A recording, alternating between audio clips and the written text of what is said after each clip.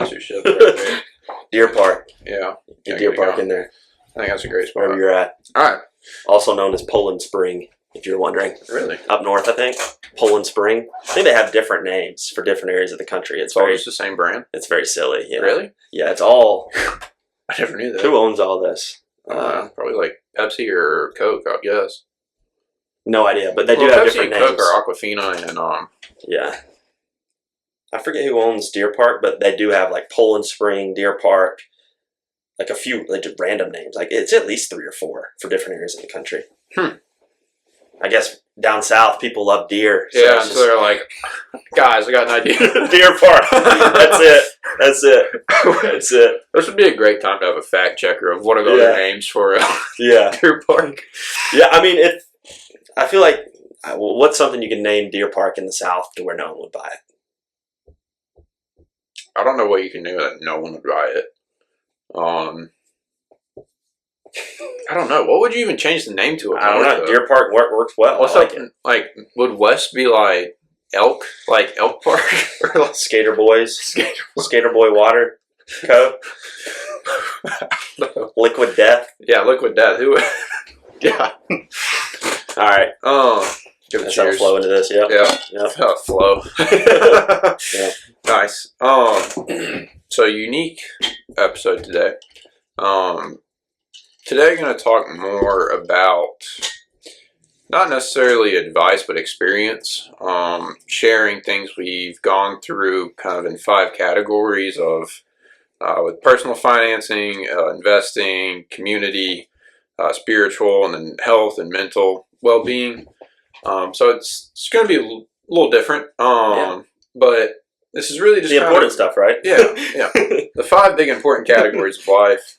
But it's just going to be an opportunity to really talk about, kind of give back a little bit, hopefully. Hopefully you leave with something. Maybe I'll learn a little something from you, I imagine. The all wise Graham. But I think it is important. It's part of why I like to do this show is hopefully people are finding out things and learning something.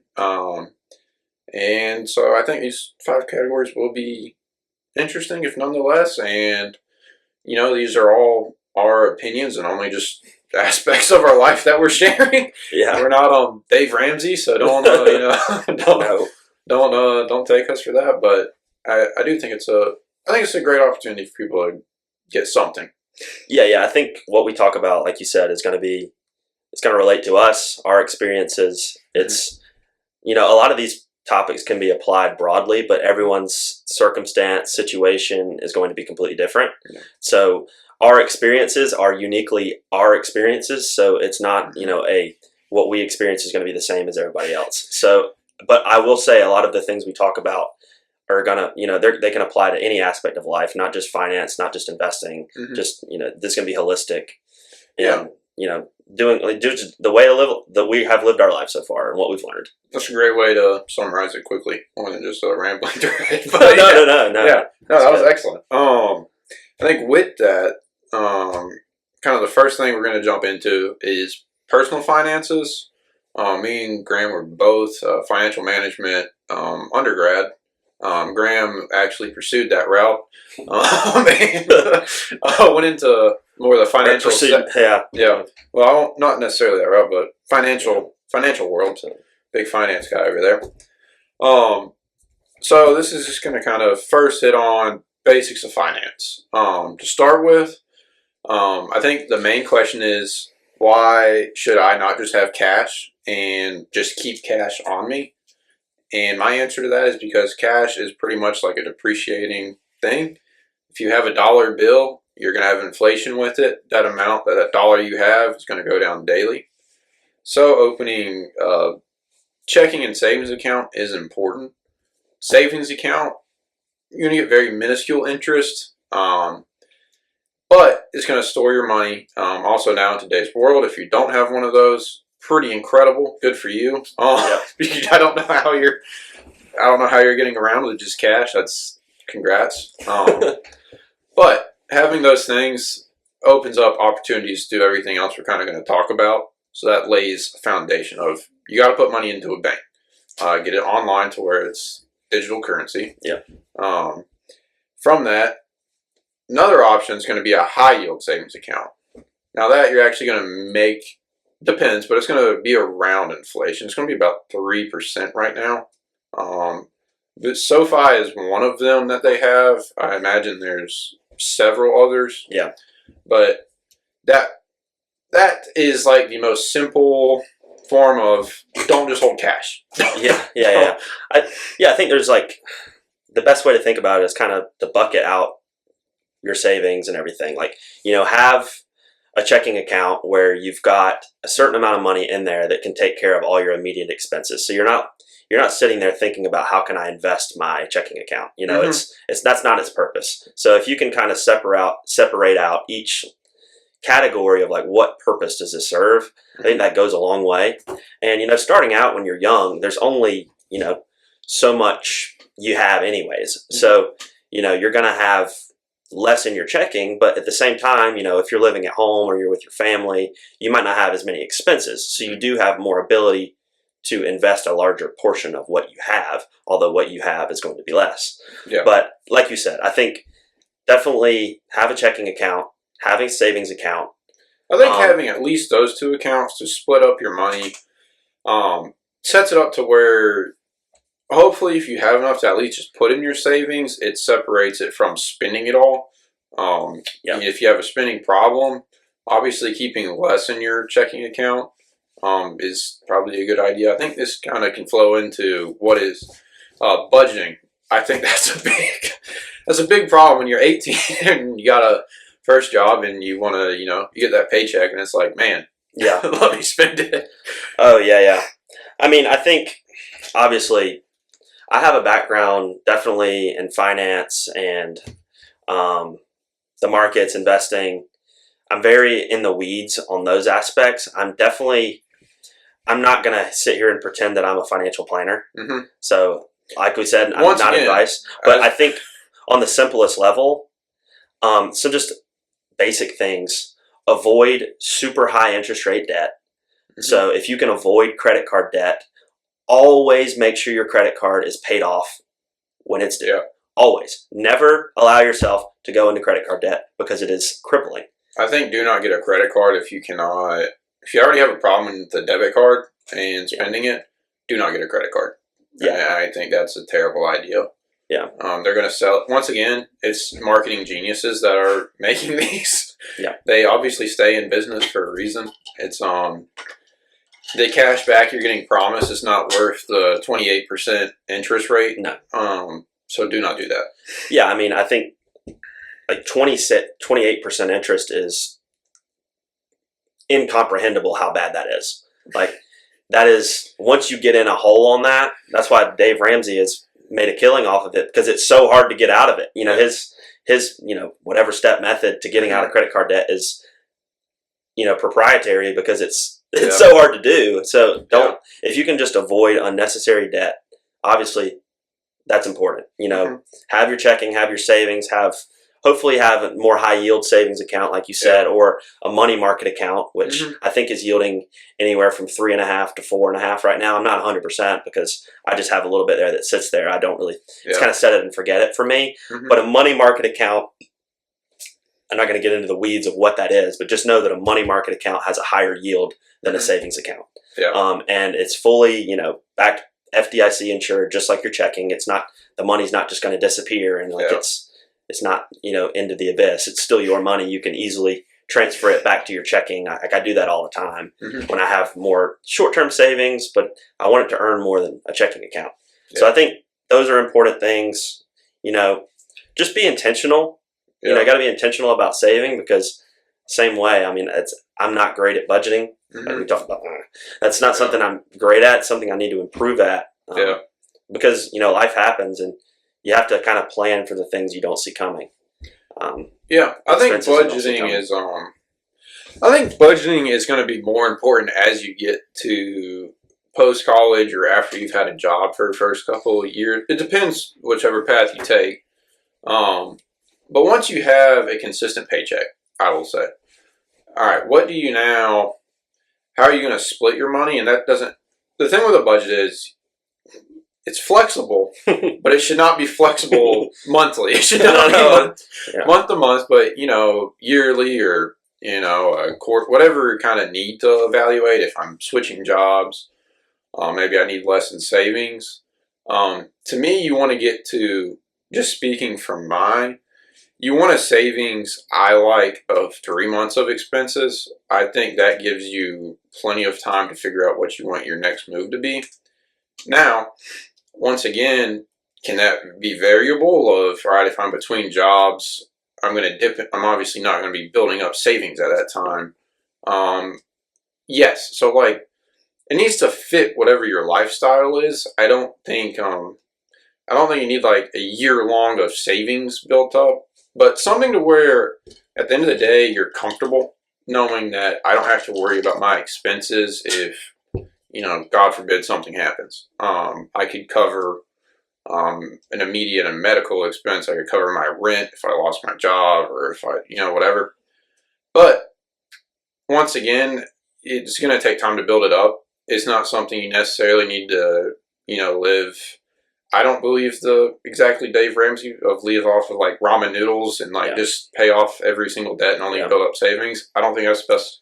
I think live your life a little bit, but as long as you're not having bad debt or just like consumer spending solely, make a budget where you can build up savings, have it to where you can cover whatever makes you feel comfortable, and then start branching out kind of these other money markets, or as we kind of get into investing, going towards investing, making your money work after that point. It's all about what am I comfortable with to me. Some people want a super strict budget. I don't really believe in that. I know what the number is that we need to kind of stay at. Yeah. But I'm not going to be like, all right, like that latte just bought. This is off topic, but yeah, I think that's definitely something I'm not great at. Is something I can improve on. Is kind of, you've got what you're bringing in, your income, and then you've got all your expenses. I mean, income minus expenses, what's left over, that's what you have to save or invest or whatever. I focus, probably not enough on the expenses line item because, I like to eat out. Yeah. I like to go get coffee. And then I tally it up. I'm like, holy cow, I am spending a lot on this. But also at the same time, there's a balance, right? You don't want to, not enjoy things. There's a balance between saving and enjoying things now. And that goes more into our talk later. But I think for personal finance, I think just avoiding putting yourself in a rough situation. So if you can avoid credit card debt, honestly, there's certain types of debts you're going to have. Like, I personally have a car payment.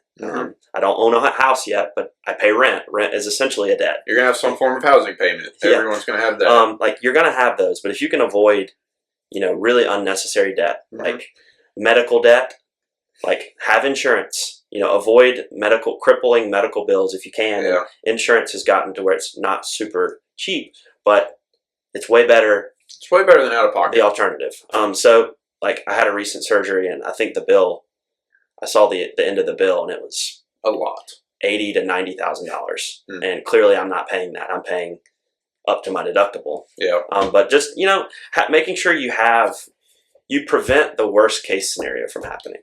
If you can do that, if you can just plan for the unexpected, use your resources. We're here, we're doing this talk, but at the same time, you've got the internet, you've got ChatGPT, you can really go down those rabbit holes. And you do have Dave Ramsey over there. It can take you step by step on how to get this stuff set up. And, we'll kind of just hit the surface level.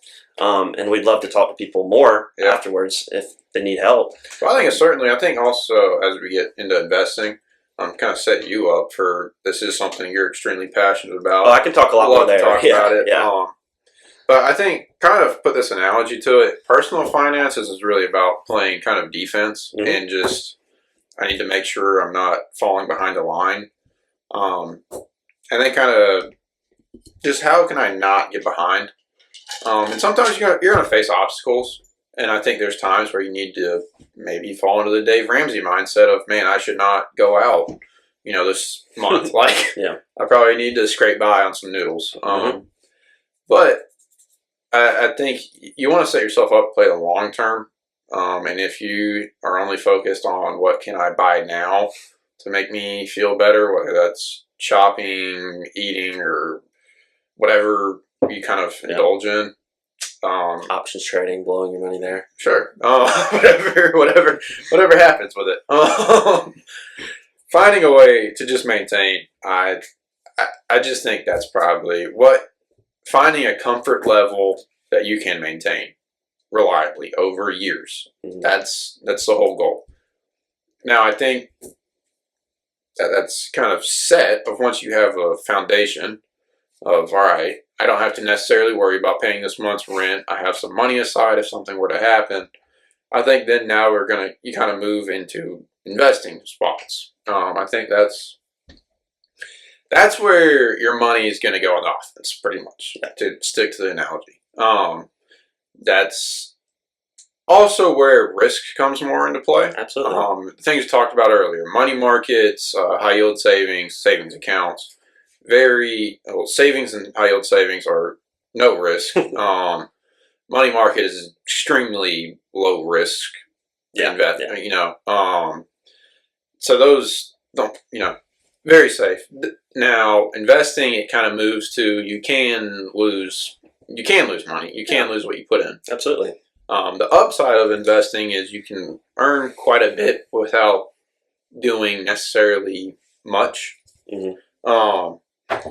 So, kind of as you're saying, let's start like a basic level. Yeah. I think that's the.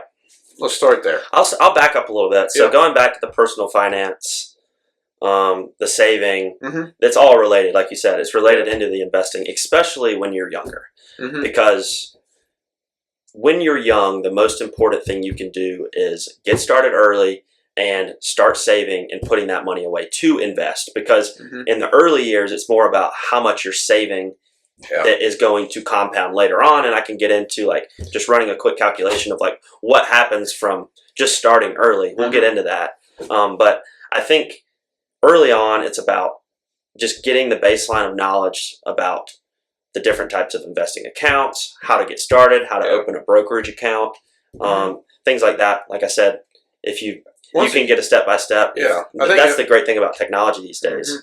It's an amazing time we're in where now you can pretty much figure out how to do it and pretty much accessible to everyone. Yeah. If you have a social security number and money, you can pretty much go find a place. Within 20 minutes, you could have an investing account. You can have an account. Yeah, you're ready to go. I think what you're hitting on, I think we should talk about the retirement vehicle because I think that's a very good blend. Mm-hmm. So retirement, you're going to have compounding going on. So if you start at 18, what you finish with a Roth, I believe you can start pulling at 62 and a half. I think it's 59 and a half. Oh, 59? Okay. So 59. I think it's 59 and a half, and then there's a certain age where you're, no, that's a traditional, but a Roth, you can start at 59 and a half. 59 and a half. So you have 41 years. Yeah. So 41 years of compounding is going to do insane wonders. I mean, truthfully, if you can just put money into an index fund or an ETF or anything and just sit it there, you don't have to be a stock trader per se, but if you just leave it there and it compounds for 40 years, your return is going to be vastly greater than if you got 30 years or 35, whatever it may be. Yeah, that's wild. Let me make sure that's right. What'd you do, $1 for? No, I said, say you do. So the max you can do in a Roth is $7,000 a year right now. $7,500 this year. $7,500. So you can contribute $7,500 to it. So I just said you start with $5,000. You contribute $6,000 a year. Like if you're making a full-time job, that's more doable. It'll go. Yeah. Numbers can change. 41 years, like you said. What, 7%? I mean, it's pretty. 8%. Yeah. I'm gonna do 8. We'll do a little bit. Being conservative. Yeah, the future value after 41 years is $1.8 million. So, and that money, I think I should have explained what a Roth. So, Roth, you pay tax up front. Is the simplest way to think about it. So, when you take money out at the end, it is tax-free. Tax-free. So, you have $1.8 million, you said? Yeah, so if you $1.8 million. After 40 years. After 40 years. So, when you're at retirement age, you have 1.8 million in the bank that you can now take out tax-free and pretty much live your life. The thing with the Roth is you're limited to what we're talking about is contribution limits. Yeah. So right now, the current year it's 7,500. Last year was 7,000. I don't know how much that's going to change. It'll go up gradually with inflation. I think it gradually moves up. Is my belief. So your contributions will change as it goes on. But all you have to do is make more income than the contribution limit, and you can contribute that. So if you made $7,500 this year in actual income, then you contribute $7,500. Ideally, it's not going to exactly work like that because you probably can't live off of $0. So that's most likely you have to make above the contribution limit. Sure someone does. Someone probably has it figured out. But either way, so that's just how simply it works. Yeah. To me, that's the greatest retirement vehicle of, all right, if you can max out a Roth and you just let it sit there, you will be a millionaire pretty much by the time you retire. Yeah, and I mean, we'll caveat that with, assuming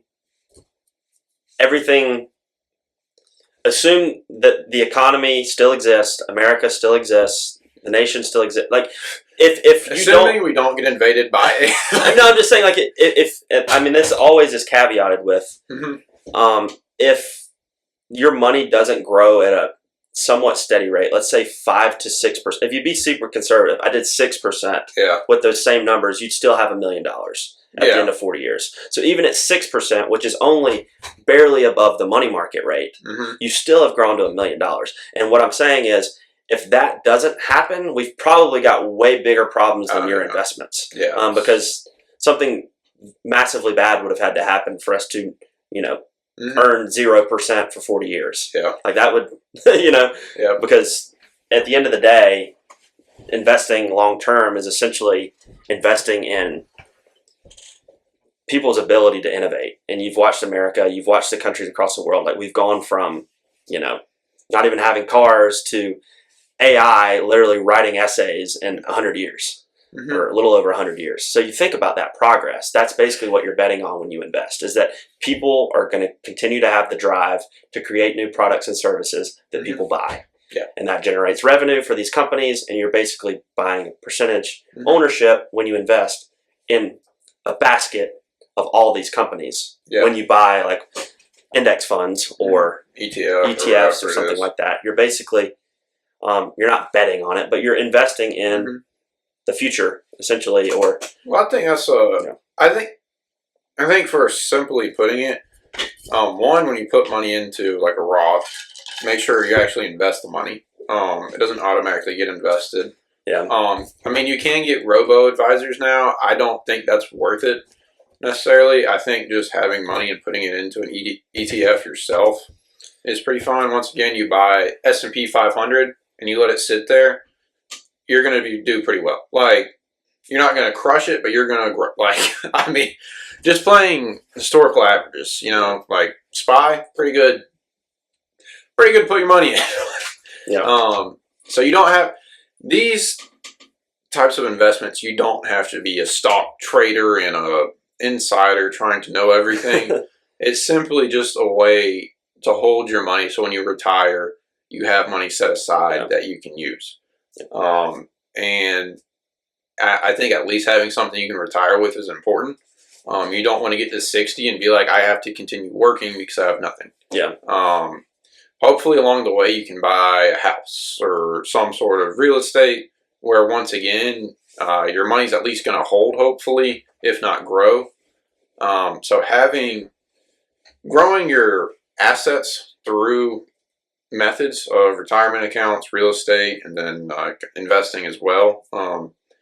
It sets it up so your life is easier as you get older. Hopefully, that's the overall goal. Yeah, and I think the thing that we have to caveat is that this calculation or the compound interest, in years probably 1 through even like 15, it's not linear. It's an exponential function. So you're getting a lot of the benefits in the later years. Yeah. So earning 10% on 10,000 is what is that? 10% on 10,000, $1,000.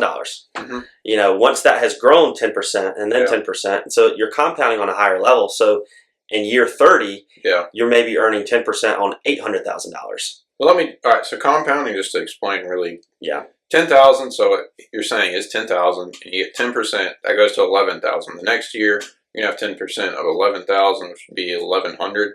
Yeah. And then that adds on to the 11,000, so forth and so forth. That's what compounding is. Is just you're earning the same rate of return on a larger dollar amount. Yeah. Well, everyone wants because that amount grows, and then in the later years, that really starts to show up. Yeah. And it's even now, like I'm 4 years out of college, I guess, and started investing using my 401k, which is a retirement account at a business. And so I started doing that. And even now, 4 years in, I'm not really seeing tangible.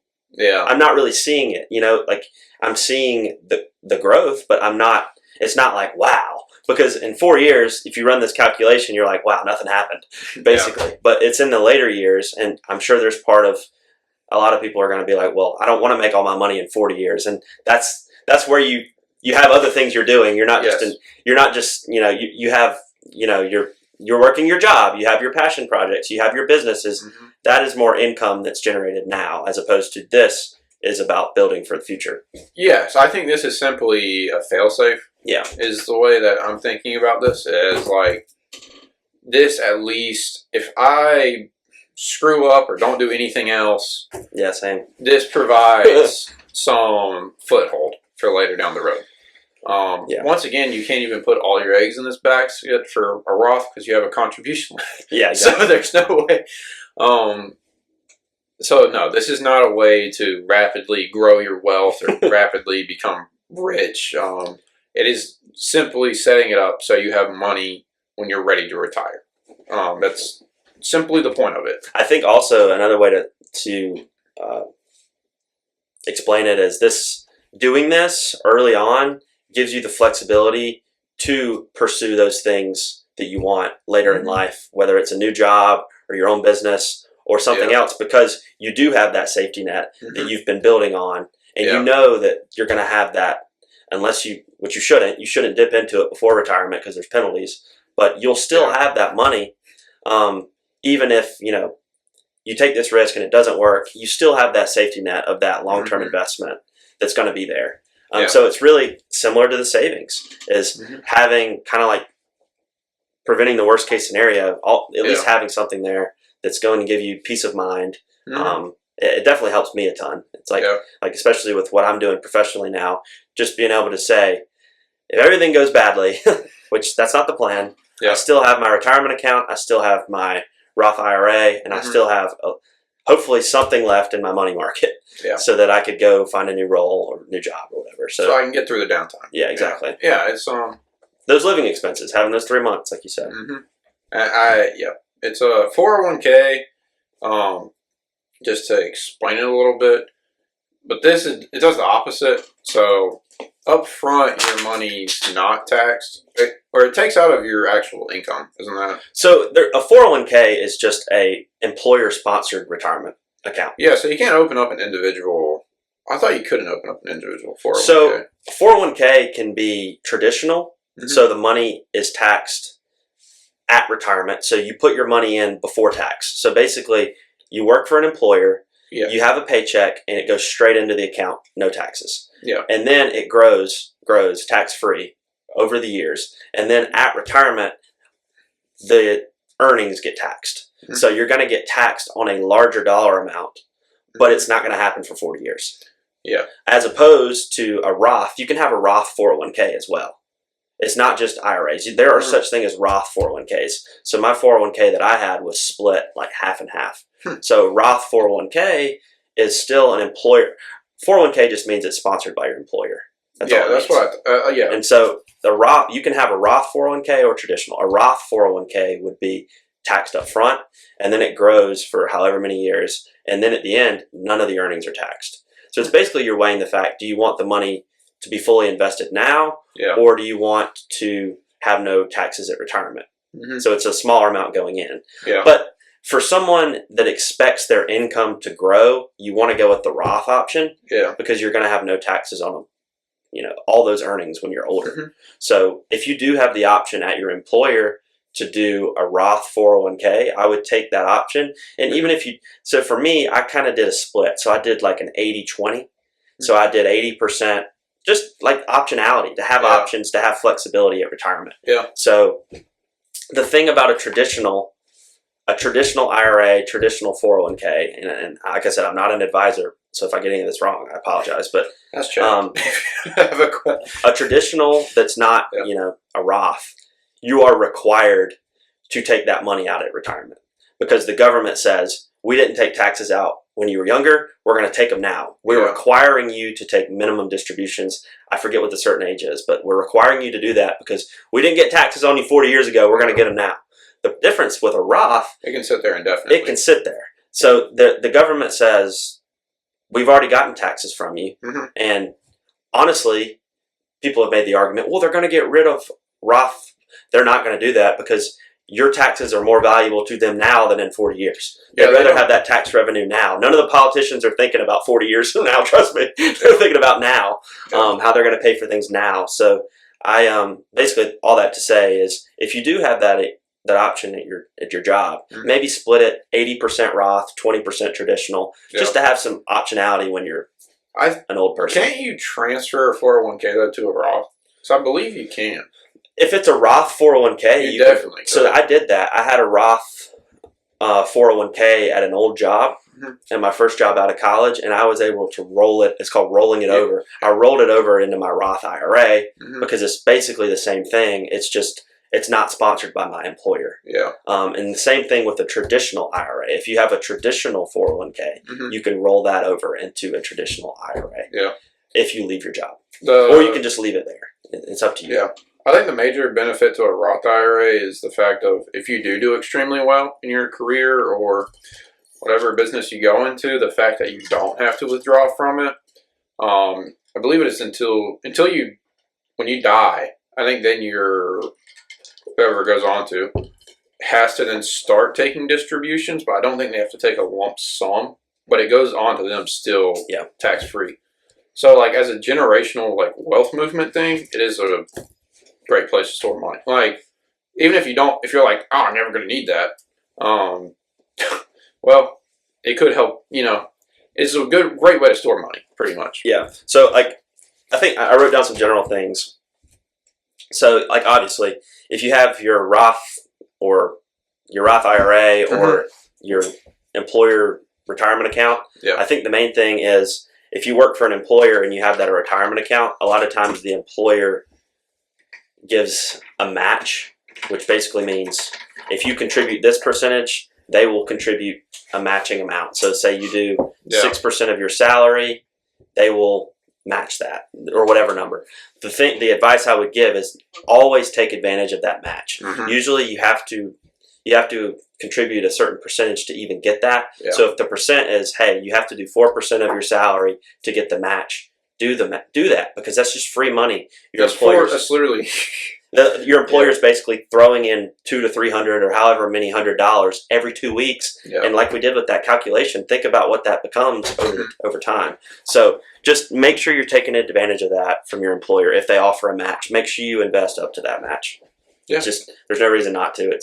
They're offering you free money. Take it. Do it. Yeah. Let me fix this real quick. So you're just getting beamed in the eye. No, I was like, oh boy. Yeah, that was there. That should bleed that out. Oh wow, look at you. There. It's like magic. There. It's just coming through that little. I just have to not look at it. I just got to stare at you now. Yeah. Make sure. Making eye contact. Forced to look at me now. But yeah, I think that's important. And if you're opening your own brokerage account, even if it's not a Roth, I think just wrote down 5 simple steps here. Open the account, so you can look up how to do that. You can open one with Schwab, Robinhood. It's also going to explain it to you on whatever platform you use, because they want you to use it. And then you can just set up automatic deposits where a certain amount every week or every 2 weeks or every month, you're sending that in there and you don't even think about it. Yeah. And then you can buy, if you this is for people who aren't, obsessed with it like myself. Like if you really want to get in the weeds and learn about stocks and learn about anything and everything, I'd love to I love that type of thing too. But this is for the average person who's like, I don't really even want to think about it. I just want to automate it. Yeah. So then step 3, after you have automatic deposits, pick some ETFs or index funds like the S&P 500 or the NASDAQ index fund, or maybe there's specific Vanguard. Thematic ETFs that maybe you want to do. Like, I want to invest in more tech related stuff. That you can do that. I think NerdWallet's a great place to go. I think taking NerdWallet, ChatGPT, whatever AI you want to use, and just simply asking, what are the 10 best ETFs for whatever you think you're interested in? Yeah. Great way to find them. And then number 4, ignore daily price moves. Because like I said, the compounding you don't see on a day-to-day basis. There will be many times where you're in a drawdown. Like, your money might be worth less than it was yesterday. But if you're doing this, you're investing for 10, 20, 30, 40 years down the road. Yeah. So ignore daily price moves. I am a trader. I am short-term with a lot of the things I do. If that's not your interest, don't worry about it. Because you can't add, the quote, I mean, it's from the Bible, you can't add a second to your life by worrying about tomorrow. So like, you're not going to make better returns by worrying about what's happening on a day-to-day basis. It's not going to help anything. It's honestly just going to make it worse, and it might make you emotionally volatile to where you make a bad decision about that money. So just ignore what's going on day to day. If you want to check it and you're investing for the long term, maybe once a month. If it's not your interest, don't get obsessed with it. But if it is, then great. I truly encourage you to dive in. And then number 5, just repeat that for years. Do the same thing over and over for years, and then check back, and you'll be very thankful you did. Yeah, I think that's pretty good. I think it also shows how it's an intimidating process. It's a scary process if you don't know what you're doing. But once you just dip your toe in a little bit, you don't have to dive into the deep end. But dude, I mean, if you get into the kiddie pool, how far it will grow, I mean, it's very impressive for setting yourself up later and medium. It's just going to do wonders really for you, pretty much, of at least financially. Yeah, absolutely. And I think not going to solve the rest of your life problem. No, and but financially, at least you have think money, having it, not having it doesn't really change things about your life, but having enough is important. Just knowing that you will be okay. Yes. If that, just having that safety net, that clarity, that peace of mind goes a long way, just in life. So, knowing that your money is at least working for you, you have something set aside it's going to be there for either yourself or your kids or your dog. If you want your dog to inherit it, whatever you want on the books. So I think that's super important, and we can get into it more if we want. But this is long-term investing. More so, set it and forget it. Let it compound like we talk about, and not have to worry about it. If there is way more you can do, if it's really something that interests you. Like for myself, midway through college, like we talked about last time on here, I had no idea about anything finance related. I knew nothing. So I started from the bottom. I did not know anything about any of it. I didn't even know what stock was. When someone said stock, I was like, I stocked the shelves at Lowe's one summer when I was like, I didn't know what any of that was. So don't be intimidated. Just, if you can learn, like the quote is, if you can get 1% better every day. If it is something you're really interested in, if you can just go to bed being like, all right, I learned something new about this today.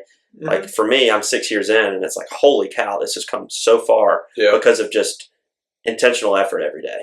And I started from literally, I had to go to bed. I was near the end of my sophomore year of college. I was not a finance major. I did not know anything about finance. And I had a professor mention something interesting to me, and I was like, wait, what is he talking about? Is that a thing? And so I started going back to my room. I always have been someone who studied, so I just would start studying on my own. I was doing like 3 to 4 hours a night, just like researching the markets and investing. And I started with this personal finance stuff and was like, why did I not know any of this? Why did no one teach me this type of stuff? And so I went down that rabbit hole, and it's crazy. And for certain people, something will tick and you will just fall in love with it. So I encourage you, if you do have an interest in it, just go down the rabbit hole, because the rabbit hole is so easy to go down these days with the internet and ChatGPT, how much and access you have. it can build you like a learning plan. If you wanted to set a specific learning plan, you could do that. So there's no limitations at this point, and it's as simple as going on your phone and it's really just turning on whatever you use and typing in something and figuring it will take you wherever you want to go. However far you want to explore, you can probably go further. It really is just a time of accessibility and knowledge. So I think too that you get the bug and you want to do it, I think dive into it full-heartedly. But I think once again, it really does not need to be a scary thing, as you can step through the process pretty comfortably with as many AI recommendations or as many forms you want to read, whatever. Any level of comfort, as long as you get it to the table, I think is just the important part. I mean, we're two people who've done it, so if people have questions and want to reach out, like we love being able to help. So I mean, nothing brings me more joy than like seeing somebody open up an account or kind of go down the rabbit hole themselves. I'm like, I've been there. Oh, yep. And there's a lot of questions that you have, and just kind of learning through it is honestly a lot of fun. It's a field where you learn something new every day. I think with that, like going towards more now the investing, getting involved in that, I think Robinhood to me is like the simplest thing to get on. It's easy to use. I think now pretty much everywhere is $0. You're not paying any fees. I think there used to be a few that you'd had to pay to like trade on, but I imagine that's all gone with now. And so I think if you want to get involved in that, going on there and you just buy a stock. Like, just know what it's like. I think that's the simplest thing is just go buy. Go buy like whatever you want to. With a small amount of money, and I don't invest your life savings. Expect to lose. Sorry, I mean, but expect to lose money because there is a learning curve for if you're doing this actively on your own. I mean, I can't even with 5 million hands, I wouldn't count all the mistakes that I've made because we are humans, and when our emotions interact with our money, good or bad things can happen. So I think you have to go down that. I think for me, I think you have to just trade something. I think there's a feeling when you first make a trade, and it's like, wow, it's like you see it go up like 1 cent, and you're like, oh my goodness. There's something to that is it's exciting. I think it's necessary to learn, obviously. If you're not being active in it, you're not going to learn anything from it. So it can be a tool and simpler to use, but there is something to actually going and trying to understand what's going on all right, what happens when, I buy at this point, or if I sell at this point. I think you just have to do it, and you have to go in with the mindset of I'm going to lose. Don't jump in. If you win, you win. That's a good thing. You don't want to jump in like there's a balance between being ready to lose and like expecting. You have to. I mean, this goes more into like the trading side versus long-term investing. I personally am way more active with my non-retirement money, so I am using, like we said, risk management and not getting into the weeds, but charts and deep analysis and managing my risk and stuff like that. And so I'm very active in it, and I think that is important if you want to do it yourself. Like, I think it is important to have risk management. It is important to have a plan. That's an important thing you can build towards. The first few years, really, when you get it, if you really go down the rabbit hole, are really just about trial and error and learning. And I have tons of resources that I can help people with that kind of streamlines you, so you don't have to go through like the 4-year, 5-year process I did. Give you the resources that are actually important, the resources that really, if you want to trade stocks, can really streamline that process. Because I kind of like, if anyone who's been on YouTube, you get these videos that pop up like, how I made blah, blah, blah money. There's always someone that's like, oh, yeah. It's always a scam. It really is. Like, the real education is not clickbait. So whether that's books, podcasts, I have some books that are just incredible reads. And they're entertaining. They're not just, like finance textbooks. They're like, there's a book, one of my favorite books. It's called How I Made $2 Million in the Stock Market. So it sounds like a book that's like how I did this, but it's really not like that. It's written by a professional dancer in the 1950s or 60s, Nicholas Darvis. So it's an awesome read. Yeah. So basically, he was a dancer, like ballroom dancing, was professional. He traveled the world, and he was very good at it. So he was around a lot of wealthy people in these places, and he started asking around, like, because they talk about the stock market. And he's like, well, tell me about it, this and that. Yeah. Basically, he learned none of these people knew anything about it. He was like, I tried all their recommendations. I took their tips. They told me to buy this. It went down. He was like, then I started buying these random Canadian mining stocks, and that didn't work. And he went down this thing of like 6+ years of just trying to understand what works. And so he started. I'm not getting into the details. I totally recommend it. It's called How I Made $2 Million in the Stock Market. Yeah. And he essentially developed this method.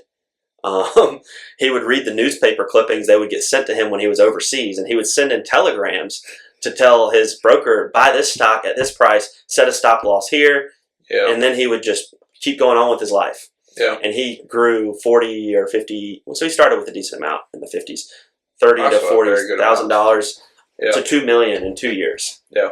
By sticking to this trading process, that his method essentially is very similar to what I use 60, 70 years later, which is so cool because the markets, it shows that no matter how much the technology changes, how much the participants change, the things that move the market are the same. Because it's still just people and psychology. It's people and business interacting with psychology.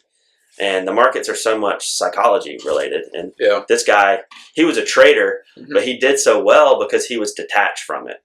He was still working a full-time job, and he wasn't checking it every day, but he would buy based on these certain criteria, and he'd set a stop loss, and he would let it compound. Yeah. And his story is very unique. What he did is not necessarily, you're not going to make 40,000 into 2 million in 2 years like he did.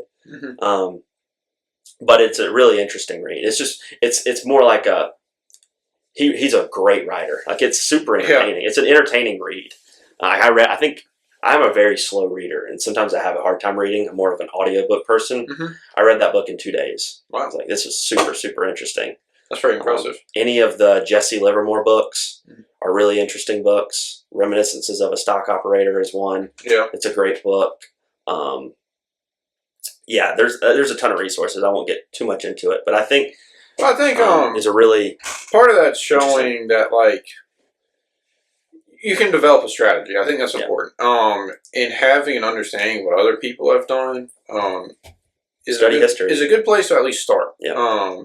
Then you have to go through trial and error of, like, it's not guaranteed to be what works and what doesn't work, but what is my comfort level when doing it? I think that's a large part of it, of how much am I willing to risk, and how much am I willing to take on is really what, I mean, if you're just like, if you're nervous and just full of anxiety after you place a trade, I don't think, that's going to be very hard to sustain long term, whether you're winning at the time, but once you go down, that's going to really pick up.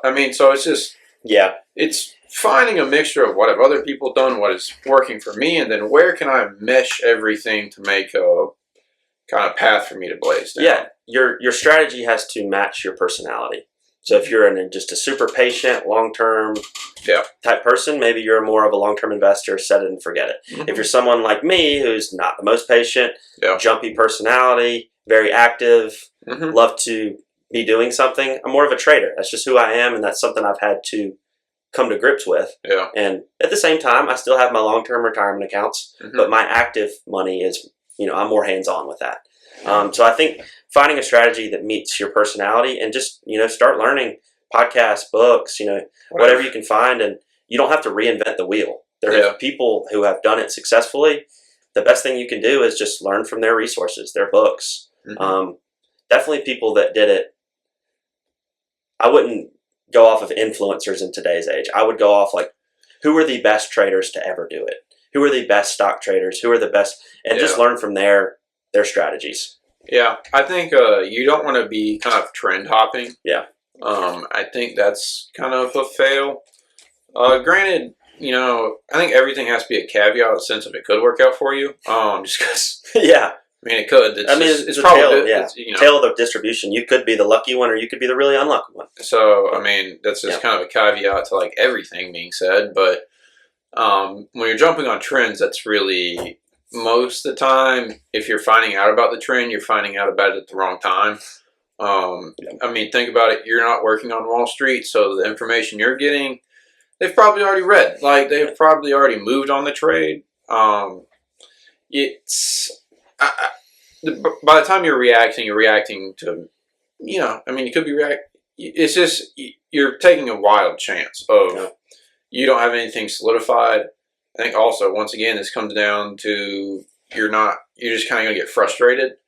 Oh yeah. If you're just constantly losing, it's gonna be aggravating because one, you're losing, but two, you're losing money. I mean, it's real money. You're not playing with, Monopoly coins or anything.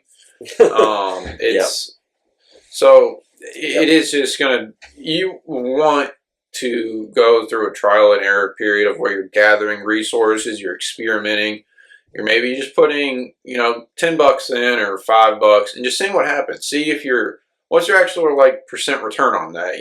Dollar wise, you might not be making anything, but that's not important in this time. Yeah. It's about learning. I think I will say there's something to trading with actual real money versus doing like the stock market simulation, Paper trading. I think when you have your own, whether it's $5, $100, it means a lot more than if it's just paper trading. Paper trading to me has just always been like I don't know. I just couldn't ever buy into it. Yeah. And therefore I'm not really like learning from it. Yeah. And so I think there is something. I'm by no means saying go out and put all your money out there, but just start something small. Whether it's you trade like $1. I mean, it's just, but having that where, all right, I might not get $1 back. Like having that is, I think it's important. I think it's important to at least have something on the line to really grasp the concept. Oh yeah, because I mean, paper trading is good for just seeing if your strategy works, seeing if your strategy is viable, but it does not teach you anything about how to regulate your own emotions. Well, yeah, that is part of this time when you're trying to figure it out. Yeah, the real thing with the markets is not the strategy. It really comes down to emotional regulation, discipline, sticking to the plan, like all these buzzwords. Mm-hmm. I mean, if it were just up to a strategy, then everyone would do well.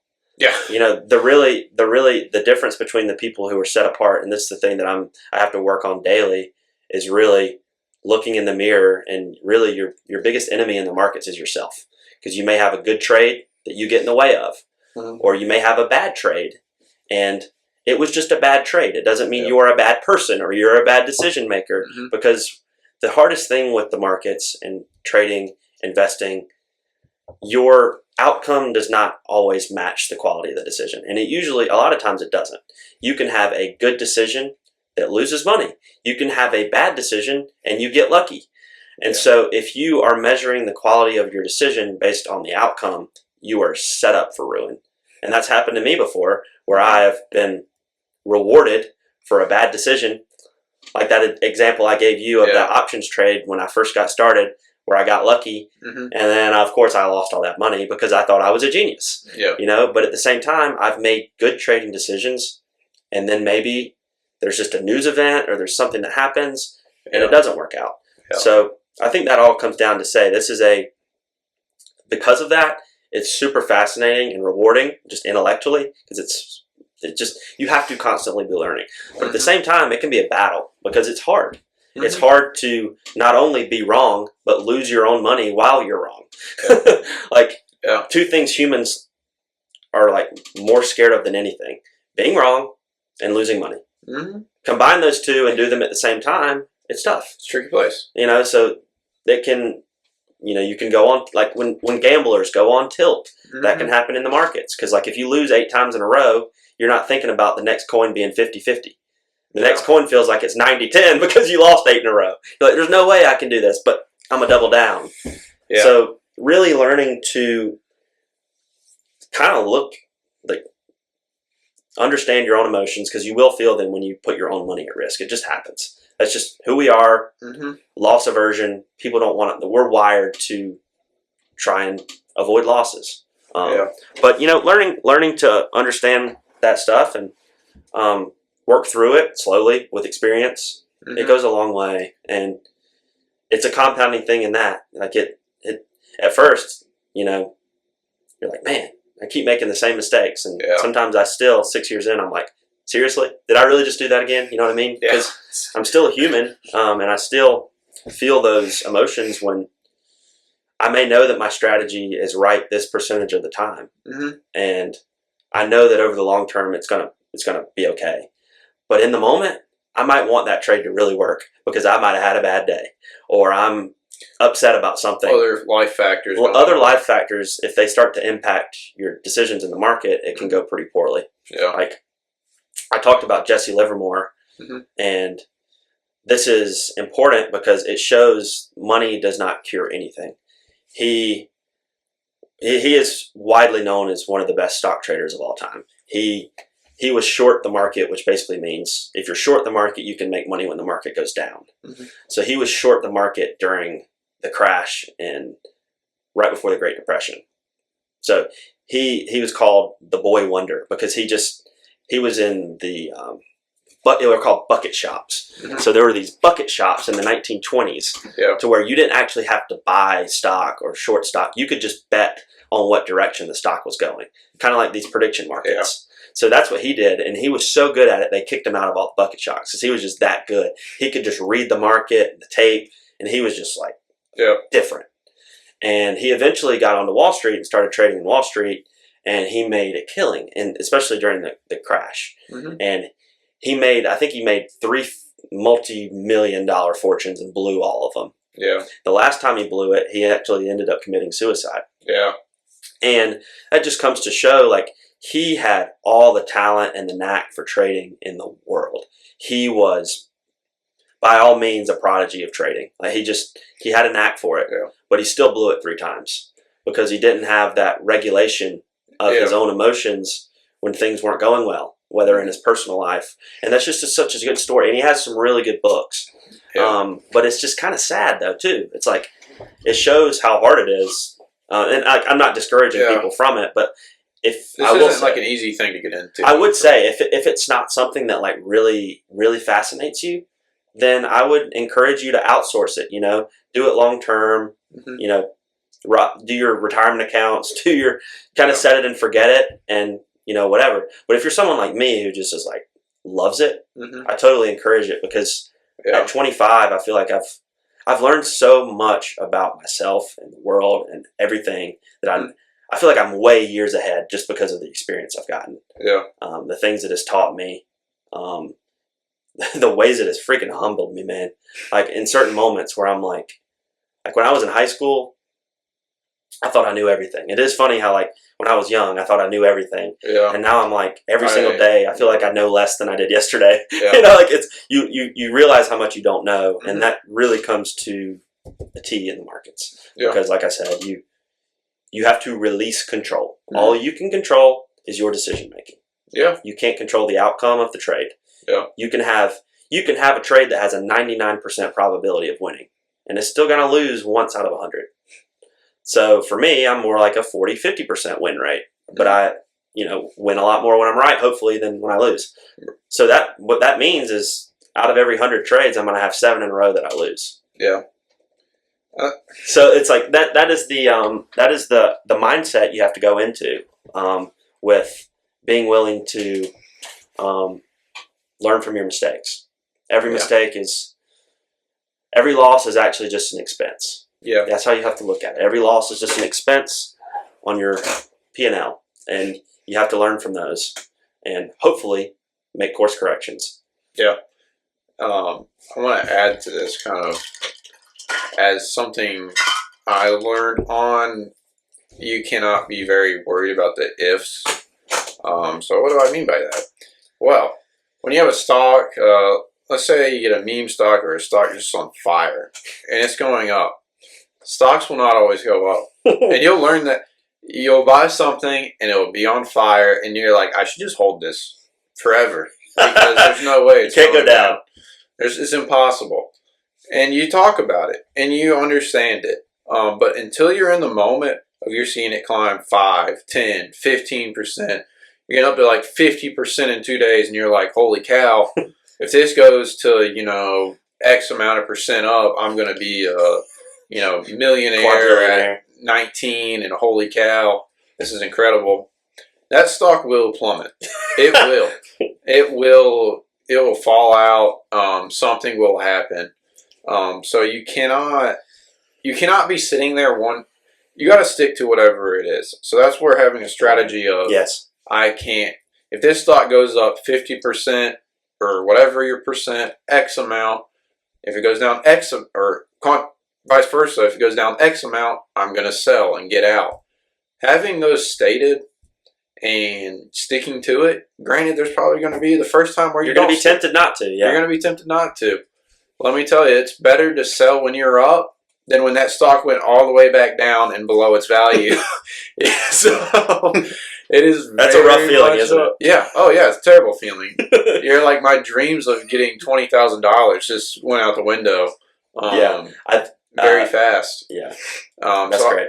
I think that's a very important lesson to take early on. It's probably one you have to learn on your own. Yeah. But at least try to state it here to help you avoid of. And I think you can't avoid it by just go in knowing if this goes up 20% in one day, I should probably evaluate. Whatever, 20% doesn't have to be it, but X amount, whatever that is for you. Yeah. Like, this is my written trading plan. Like having a plan that you follow, and you're basically, you're not leaving it up to yourself to make judgment calls. Yeah, if you leave it up to yourself to make judgment calls, you're gonna want more money. It's just gonna instinctively happen, and you can get rose glasses essentially of this is the best stock ever. I made the best read.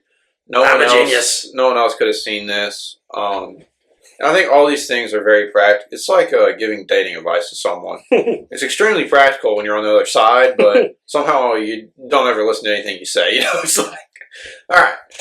So you have to eventually either get the experience or just, before you even start, lay out some ground. You can lay out simple ground rules. You don't have to get an in-depth of. Yeah, you don't have to have that trading plan I have. It's just like avoid. I think the best advice I forget whose quote it is, but if you can just avoid the disastrous mistakes, that's the key to trading, investing. If you can just avoid the wide left tail of the distribution where you ruin it, you're in a good spot. And for me, 99% of the time you're good, right? You're following your plan, but you do have those days where you're just not yourself. Maybe something's happening. Like, you think about your worst days where you have an anger outburst, or you're like, man, where'd that come from?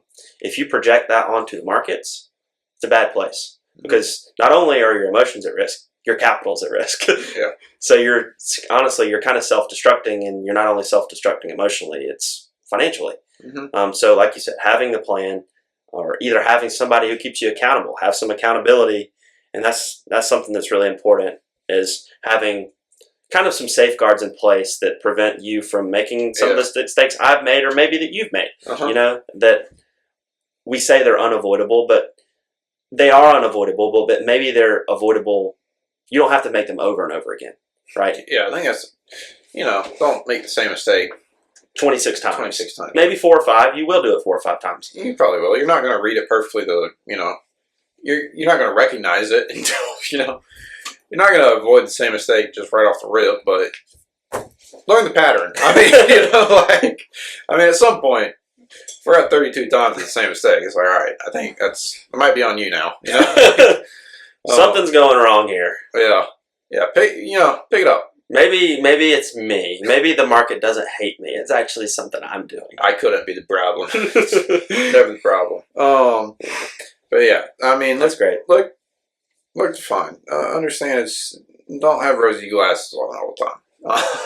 Yeah, I mean, as soon as you start to imagine the things that your money could make you in the market, like the amount of you, as soon as you start to imagine the things you could buy with the money you're making in the markets, that is probably a good signal that you want to evaluate your position. Yeah, you might want to cut. Maybe if you don't sell it all, maybe you cut half, or you cut a third, or you cut 2/3. That's an important part to say. That doesn't mean you have to sell out your position and be like, "Wow, I'm done." But if your stock rises, 50%, well, you can probably sell some of that, and you're going to be all right. If it's going up this hypothetical 1,000% rise, like, all right, if it is hypothetically going up that much, it should be fine, right? Like, but don't over leverage. I think that's a good point of this. Of like, you don't want to be, you don't want to be stuck in a position where it's like, wow, I got a lot going riding on this one. Yeah, that's important, especially early on.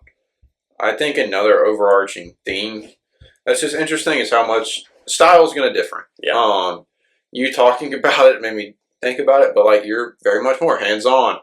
I very much want to take a laid off. Yep. I don't want to think about it. Yep. And I think to say that, that's not just like, I'm like, never think about it. I don't do anything for it. It's just, I'm not going to be daily looking at it. Yep. Quarterly, I'm going to check it out. I'm going to open it, throughout the week, but I'm not going to be like repositioning or anything. Yeah. And you're not losing your mind like me. No, I'm not. So wrapped up in that, I'm like, wow, that's. I mean, sometimes you get to the quarter and you're like, oh dang, that sucks. Oh well. It's like, it's just different. There's different styles to match whatever your personality is. It does not. Super important. We are merely talking about two personalities because we're two people, and that's the only things. But if you got probably 100 people in a room, all 100 people probably differ slightly, if not drastically, across the board. Yeah, it's just going to be a range that you can kind of fall in, and I think that's important to know. But you don't have to reflect someone else. You don't have to take on someone else's style and strategy. It's merely finding what fits your personality. That's what this is largely about. If you're uncomfortable trying to be in someone else's shoes, don't do it. Just be in your lane. Like, you don't have to do something that's going out there on a limb. You can find a path for whoever you are. And I think that's part of the beauty of it, that you don't have to be a super trader, and you don't have to be, you could be completely hands off. You could be super trader. You could be anywhere in between. That's it. It is just find what fits your personality. It's a big thing. I really think no matter what you do, and this is something I've been learning the last few months because the market environment's been tough for my specific strategy. And I can't be a jack of all trades and just change my strategy every month, right? So recently it's been tough. And the thing that you realize is whether it's short-term trading, more long-term trading, or long-term investing, the more hands-off you can be with any of those is best. So for trading, whether that means you have a set of rules and you just follow them, and that just means you're not having to make judgment calls all the time. And recently, that's been an issue of mine as I've gone, because the market has been a little bit less black and white and it's been tough, just kind of choppy back and forth. There's been a lot more interpretation, which has caused me to get more hands-on than I should have been. Because we're always looking for control. And in the markets, you don't have control. You don't have control over what happens. You just have control over what you do or how you respond. And so even if you're a trader, if you can put guardrails in place to kind of take your hands off the wheel when you need to, that goes a long way too. And you only learn that through experience. Like, this market has been one that I've struggled with the last 4 or 5 months. And that doesn't mean my strategy is terrible. It just means that it's been a tough environment for my strategy. And as soon as I give up on my strategy, that'll be when it's ready, So it comes down to having something that you stick to. And like you said, it fits your personality. That's super important. Something that fits your personality. For me, I have a hard time watching something, just buying something and holding through drawdowns. So I use really tight stop losses because of that. So I usually don't take anything more than paper cuts on trades. Like if I buy, I'm all about timing. So I'm looking at the charts. I've got all these scanners and doing all this stuff. Just it's not that crazy, but I want to be. My personality is relatively impatient. Yeah. So my style is I really want to be right on the trade immediately. So if I'm not in the green on the day I buy it, I didn't buy it right. Yeah. My timing was off. Yeah. So that's kind of my style, and that means I take a lot of losses. Yeah. Because it's hard to be right immediately. Very hard. Right immediately is a tough one. So not necessarily immediately, but usually the day of or the day after. Yeah. So that's kind of my style, but that's also a style that's really, really tough emotionally because you're wrong. You're just getting beat. You're wrong a lot. Yeah. And that's something I had to learn over time. There's another book recommendation by Tom Hugard. It's called The Best Loser Wins. It's a trading book about how the best loser wins. Yeah. Essentially, if you're not willing to take a small loss, eventually you'll take a big loss because that loss will grow. Yeah.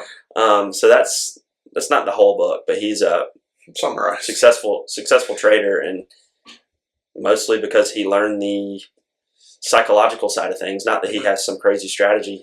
He described his strategy, and it's like stupid simple, and that's why it's frustrating. Yeah. It's like his strategy is so simple, but the thing that he has mastered is his own mind, really. And I'm still on that journey, trying to get there. Yeah, I'm working. Hopefully one day make it. Every day, right? You try to get better, and that's why I said something we'll get into in a minute.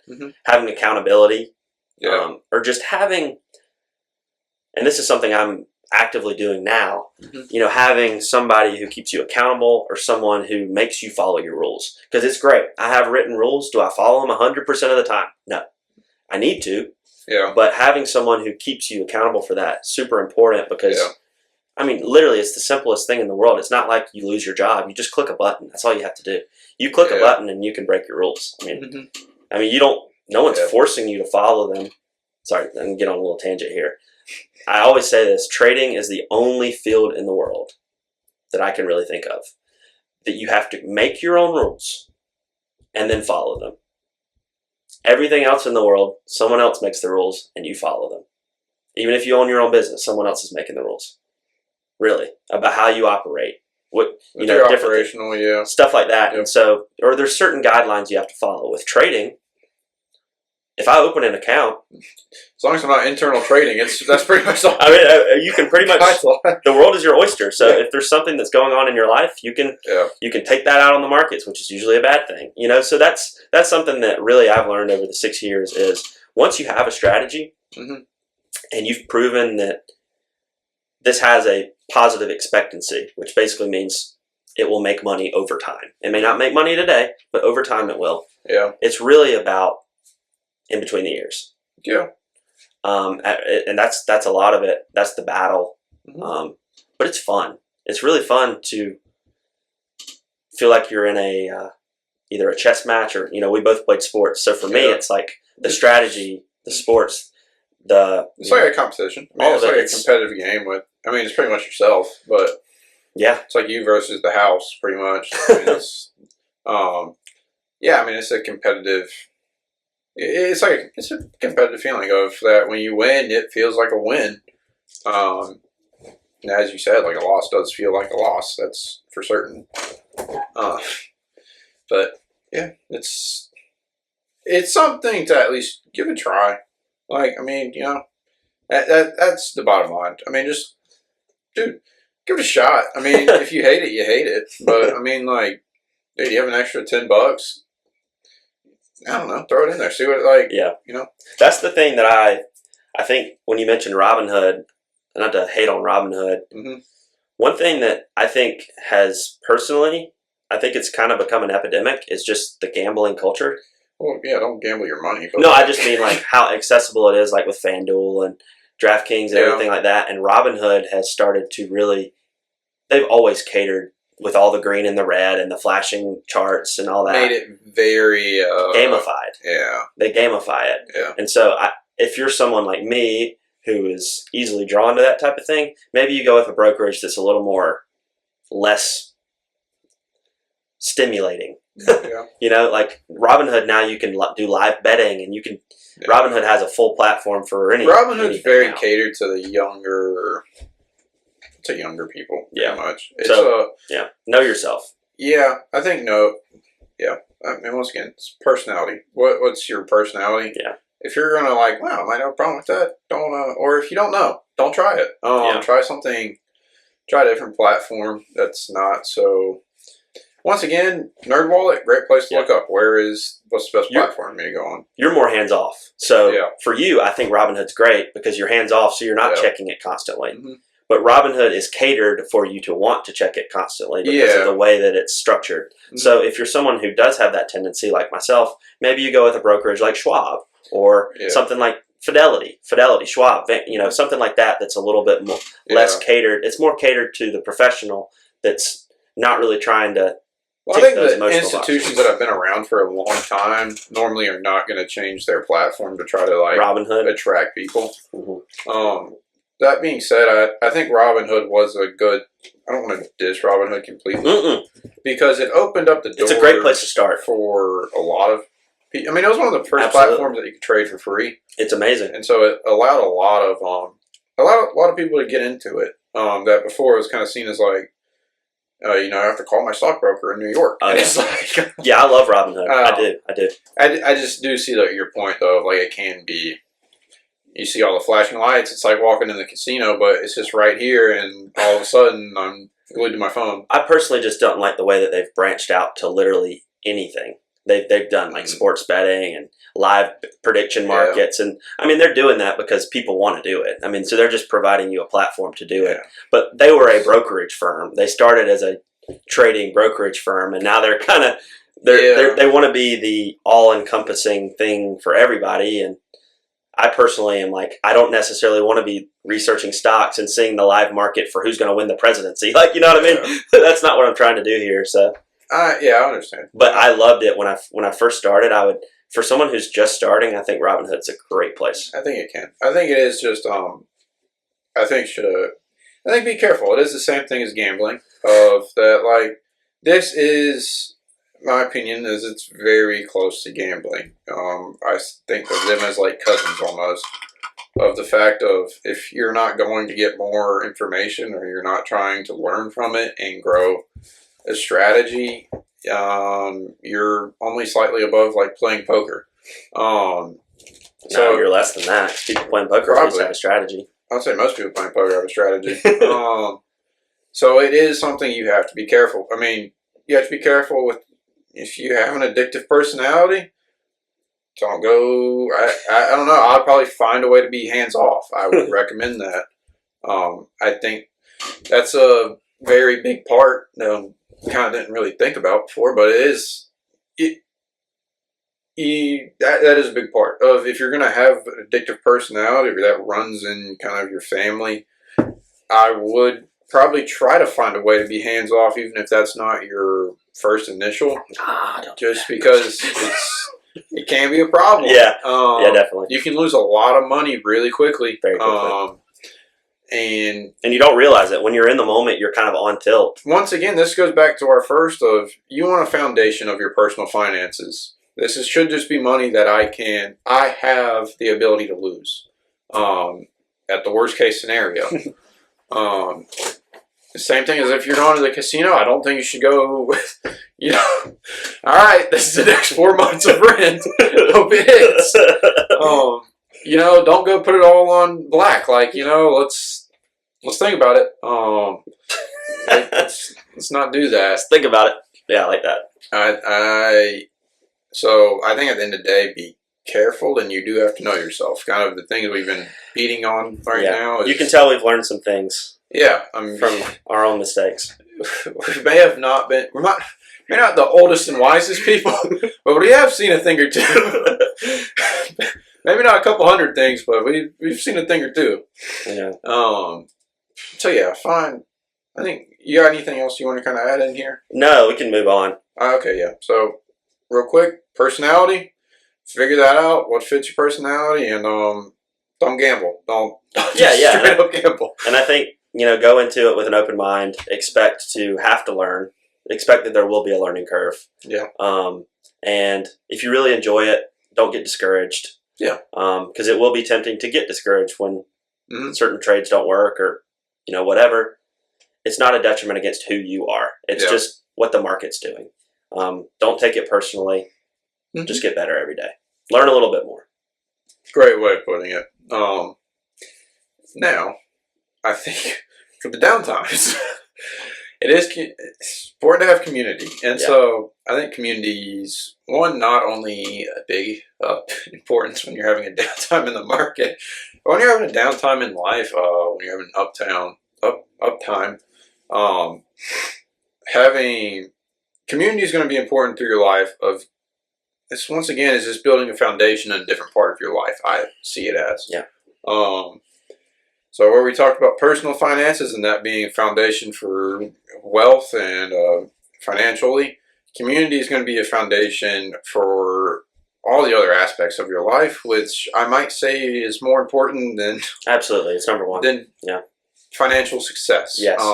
Yes. You need community. To me, is going to be your friends, your family.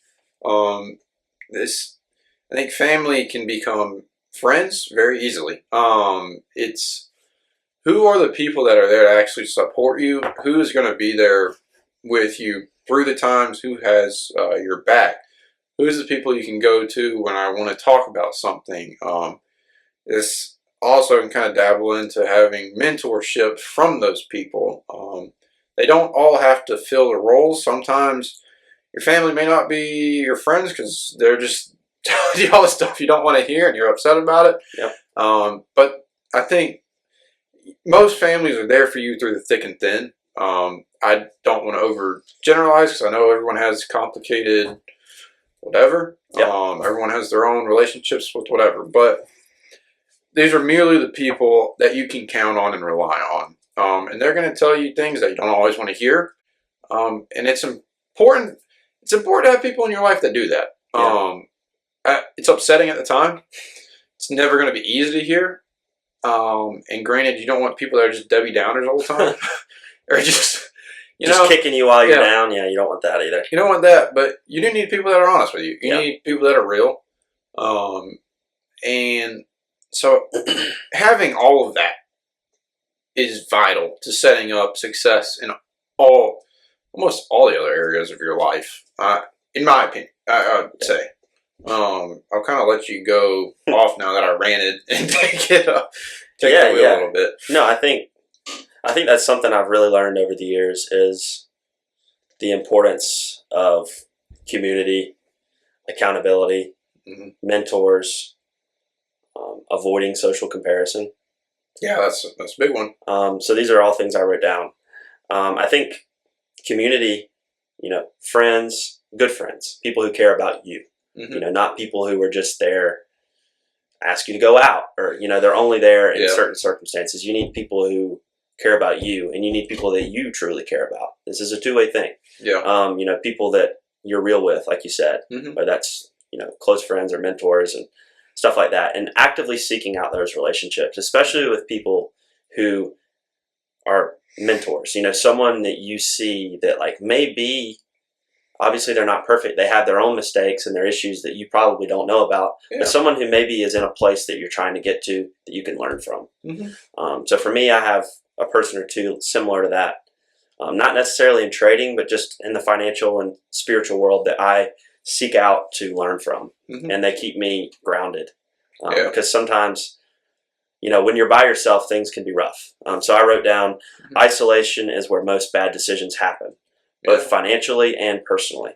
Yeah. So, and we see people that maybe struggle with depression or anxiety or these different things, and a lot of it comes from just feeling alone. Not feeling like they have somebody. Yeah.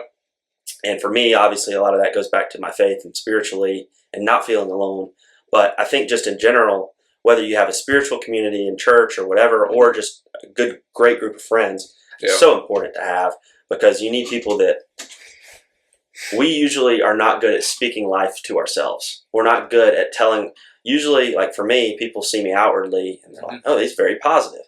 Yeah. But sometimes my self-talk is very negative, Yeah. you know? So I may, you know, on the surface, Wasn't that like the saying that some of the most like happiest people are most like depressed inside? Like, you know what I mean? It's what people are projecting is not always what actually is being felt. I think is important to realize. I think meeting people, trying to meet people where they are, is also important. Kind of to that. Yeah, I think just being able to put yourself in someone else's shoes is something that we've really just grown out of in this culture. And I'm the farthest thing from a political person.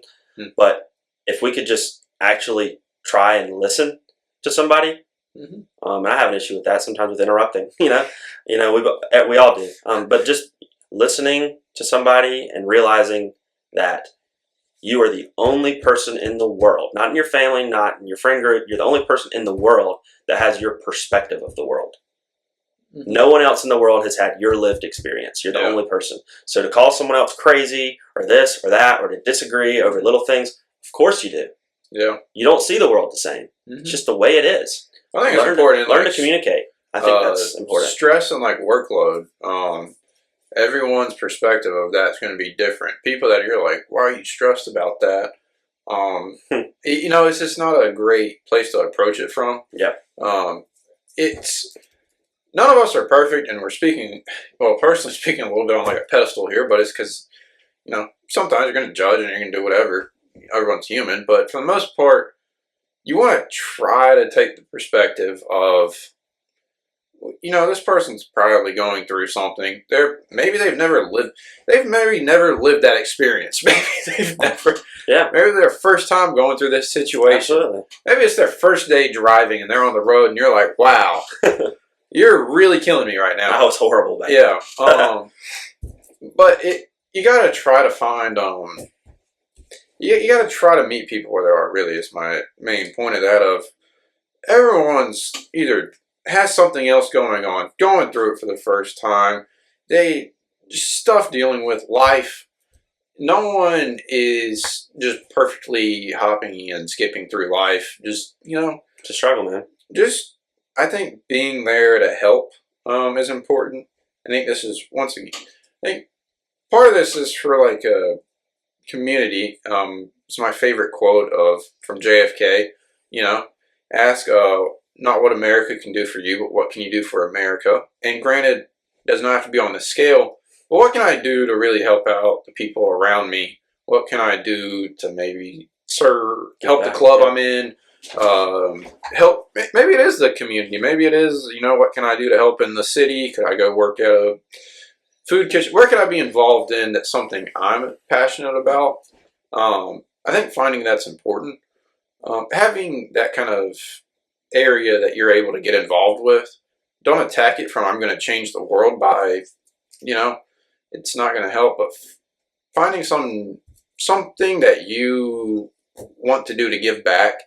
I think that's important, however small or big that is, as there is something to service that I think makes people feel good, and I think it does actual good for the most part. Yeah. Volunteering somewhere, it's just finding something where you can be involved, so you're not isolated, you're getting involved in a group normally, and you're helping the community to some aspect.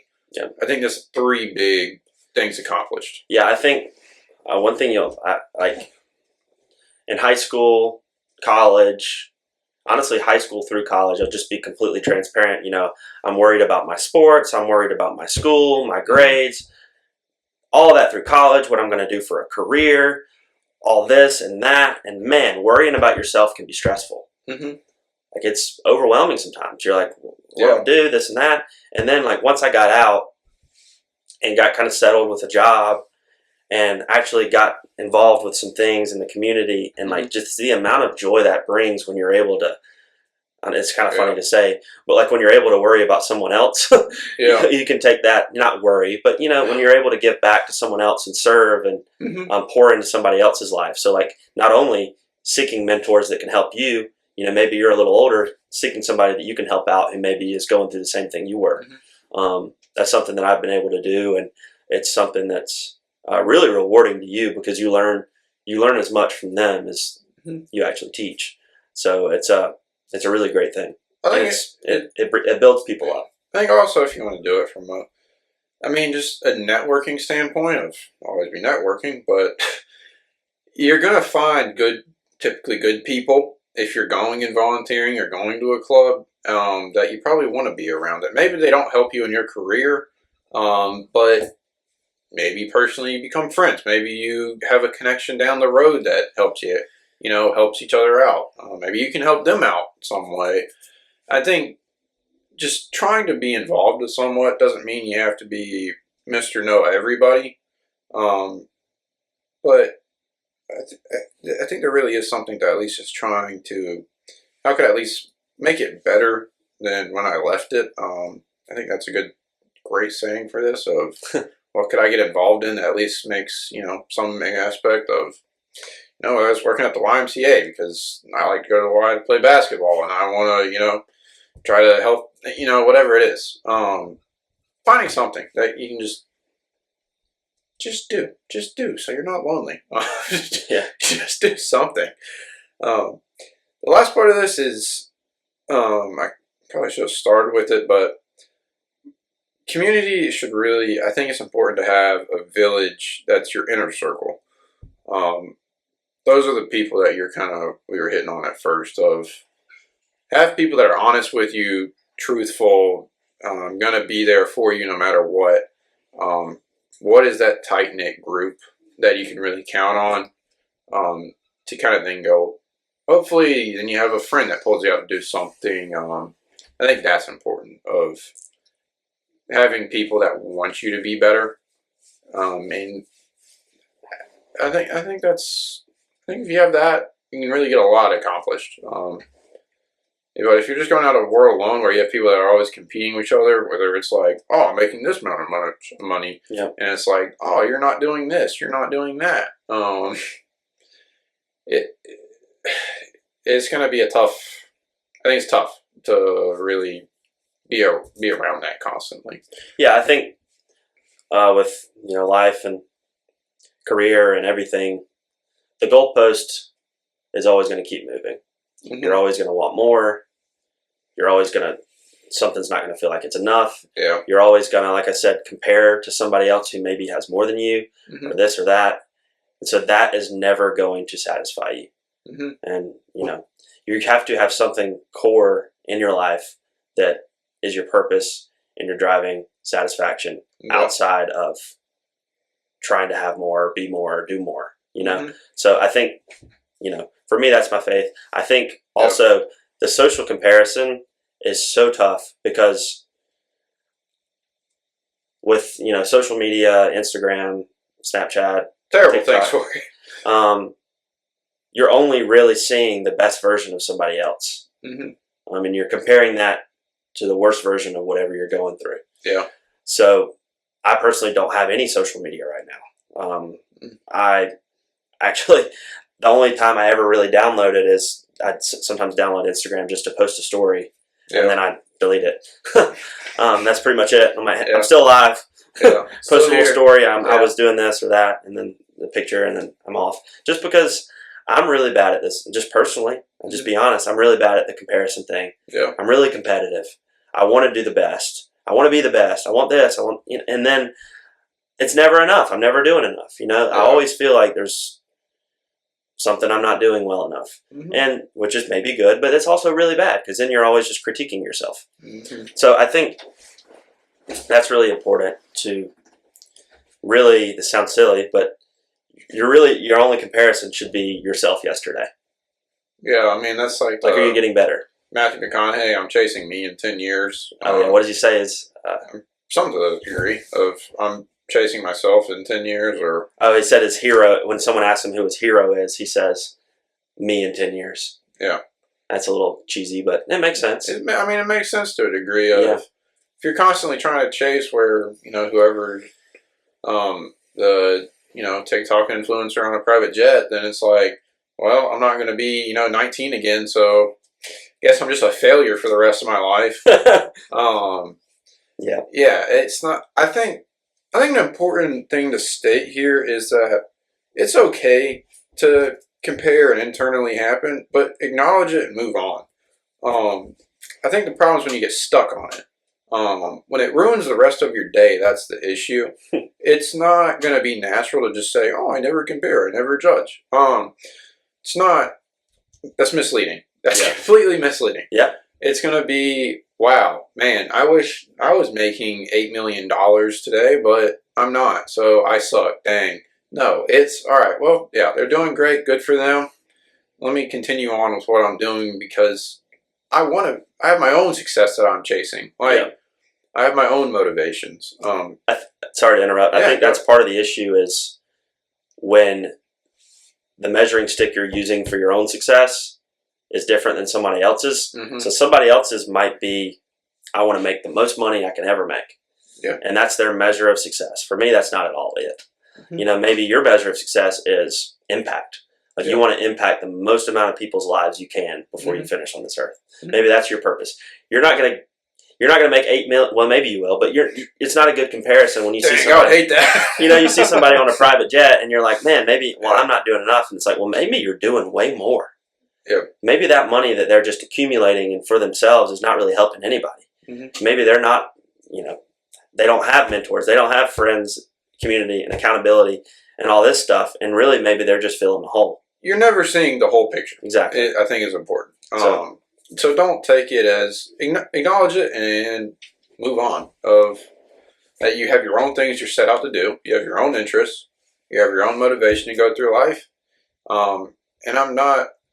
If you want to go out and make the most money you want to, man, hope you do it. Like, hope you accomplish it. But maybe pursue whatever path that is actually your motivation. Don't Don't try to hop onto something to make other people, feel like you're cool or proud or what. What is your find your internal motivation, and then gather friends and hopefully family's already there, but whoever else, mentors, get people around you that are all going towards their goals, so that everyone moves forward. You want the most people possible to keep building up.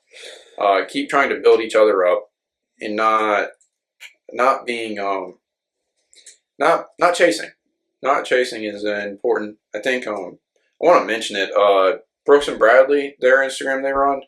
It's really, I don't know if they're doing personal training or what, but they're constantly like posting like motivational posts, and I find it really. I'm like, it's pretty cool for what they've been doing. And I think stuff like that is pretty awesome. Of where you're having them and they're trying to help people out, trying to motivate people to go to the gym, trying to motivate people to like mentally be better, physically be better. I think things like that are very do things to be positive. Absolutely. You don't have to be a 10 million follower person to have an impact, but doing something is always better than doing nothing. I think that kind of leads us into like the spiritual side of it, of like, what is your why, right? Yeah. What drives you? What's your motivator or your purpose? And like you said there, I think for both of us, like encouragement and like what you're doing with this podcast and everything, and I'm sure that's brought joy to a lot of people. Even like myself being on here, I genuinely enjoy this conversation. This is awesome, right? Like we're both going to leave this and we're going to be better because of it. Mm-hmm. So I think that is a great thing. Giving. So whatever talents you have, whatever passions you have, using that to your best ability to better other people's lives. Yeah, I think that's super important. Mm-hmm. And that's something that's really been on my heart the last 6 months or so. Yeah, just life events and everything, and how God's really brought me back in my faith and kind of smacked me over the head a little bit. So I think and it just it really grounds you in what you believe, right? And what your purpose is. So like having that is important. And I'd love to flip it to you to what's your why and all that stuff. Yeah. So that to me is where I think these spiritual and community are hard to separate here. Yeah. One, just because spiritual, if you're in a church, you're going to have small groups. You're going to have Bible study clubs, whatever. A lot of parts where you can get involved. A lot of volunteer services. There's a lot of positive things, and to me, I think it's important to kind of state that it's not by all means you have to be certain religion or anything else. In fact, really, to me, it's important you find something you truly believe in. Yep. And don't just. I think my parents were this, or everyone's doing this, and everyone's once again trend hopping. Not. I don't recommend. I think going out, exploring, seeing what actually resonates with you, and that doesn't, that doesn't have to be in line with whatever. It's whatever gives you a why and a purpose that grounds you to something that's bigger than you. I don't think you should go into like a religion of being like, oh, I should be mean to everyone. I don't think that's like a great idea. But finding something of where there's a community and there's an aspect of we are all going to a purpose to try to build up people. So wherever that fits, wherever you find that fits for you, I think that's an important starting block to kind of ground it. I think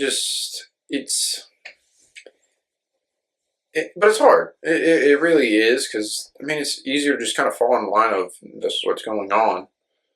But if you don't align with it, it's just going to be you're going to constantly have doubts, and I think that's a challenge. And I'm not saying you should never doubt, but at some point you got to find out, what do I like 100% believe in that I'm willing, like this is what I'm going on the path for. And that's where just what I think, like if you fall in line, I don't think you're going to really, I don't think you're going to fall into that. I just think you're going to constantly have doubt. Yeah. And that's why for me, it's like biggest part is find what resonates with you by exploring options. Go read the Bible. Go read the Quran. Yeah, literally. That's kind of where I've ended up where I'm at. Yeah. Yeah, and it's like, all right, maybe you will fall back in line with whatever it is, but at least you kind of uncovered some stones here. You didn't like just you don't just believe what you were told. You don't just. I think that's also important as a young adult of just, all right, I need to find myself now. It's not. I think you have a background, you have a base from your parents raising you and going through whatever kind of activities you did, but you do have to now answer some choices for yourself. Like, Yeah.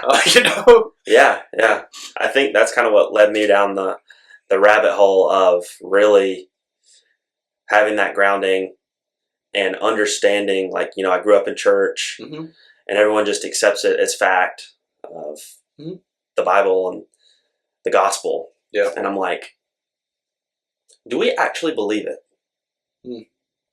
Because if I did, that would change the way I act.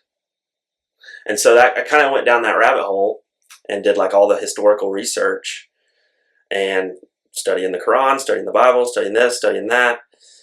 And I was like, I believe that this happened.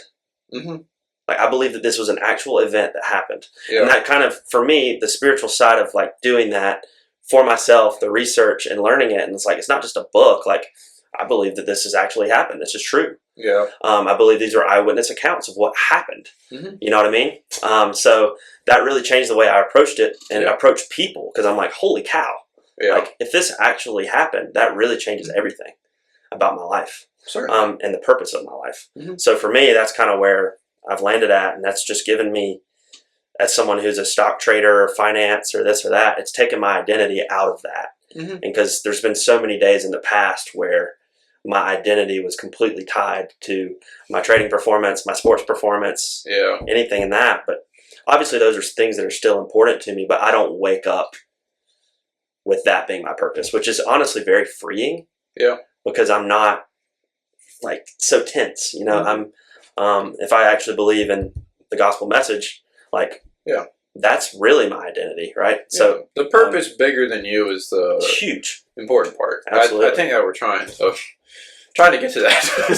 Absolutely. That you need something that's bigger. I just felt like it would be like I need to explain what mine is, right? But I think also it shows that you went on a exploration for yourself and you figured out. No, I truly believe this. I believe this, and I think finding out that way is very powerful. Of the fact of, all right, I chose this for myself. Like I chose this for my own. I weighed the evidence. Yeah, like I went out, I did my own, research and looking, and this is what I came back like, and it's not like that's just is what it is. I do think it's I just think it's important that everyone has something to that degree, and I don't know. I think it's hard to say like you need to go this way or that way because I don't think that's like you have to truly believe whatever you believe in, and there's 8 billion people, and there's just no chance we're all going to line up in the same. And that'd be very questionable if we did. Wow, I mean, that'd be like a So definitely. No, I think what you're getting at is like if you have a purpose that's bigger than yourself, you have that community that you're involved in. You're serving, you're giving back, you're going to feel a lot of purpose in your life because you're not stressed about the minute details of your life as much. That's something I've really experienced with some things that I've been able to get involved in with the past couple of years. And I think that's just so important. And it brings you a lot of joy, really, it does. Sometimes you have to put yourself in a situation that feels uncomfortable and you hate it. And then by the end of it, you're like, wow, that was way better than I could have ever imagined, right? Yeah, I mean, that's a great general life advice. So sometimes you have to be uncomfortable and you're going to come out on the other side and be like, wow, I can handle that now. Growth doesn't come through comfort. No. It never does. No, you only grow in the uncomfortable, really. That's a big takeaway. That's a large one. I think kind of to bring this all together now, health and mental well-being are very important parts to this. And so kind of what we've been explaining on now, I think really hits on a lot of it of having groups, having people with you. I think I can do a lot mentally. However, I think kind of save this to go together because I think mental and physical can really kind of interlap. I think if you're at home all day and you're not really getting you're not going out into the world, not going outside where you're getting fresh air, sun, walking around, movement, then I think you do have a tendency to kind of fall into I don't want to say full on like depression, but you can get down on yourself when you're not having that interaction. I think personally I've seen it when we went to when I had COVID the first year. I think that's a great point for a lot of people. If you got locked in the house by yourself, or if you got if you just kind of had to stay in a room, whatever it was, then I think you went through it. Personally, that's where I realized I don't really like being alone. I thought I was an introvert for a while, but it was like, dang. No, I'm not. We're all designed for community, man. I truly believe that. Even people who say they're introverts. I don't know. I feel like I think you just have a social battery. I think. Yeah, but there are moments there are times where we all need some encouragement. Everybody needs some encouragement. They need some community. So I think. Yeah, I mean, this all circles up with, like you said, with the health aspect, mental, physical, emotional, and spiritual. I mean, that's really the important stuff. That's the, financial planning is great. That'll help you with this. Yeah. It'll help having that grounding. But really what, the important stuff is, your well-being. Have well-being overall. I think that's where if you have poor health, you're probably going to, mental health is going to go down. If you have poor mental health, your physical health might go down. I think things that personally have helped. Just go outside and walking. Has been put on some headphones and just go on a 20-minute walk. It's not it's not. I think that helps out way more than you think it would. You might have something that you're like, this is so pressing. and you're just stressed and full of anxiety. But just going out and taking a short walk, turn on some music you like, or listen to a fun podcast or YouTube video, whatever. Maybe just detach and just listen to nature. Nothing. Yeah.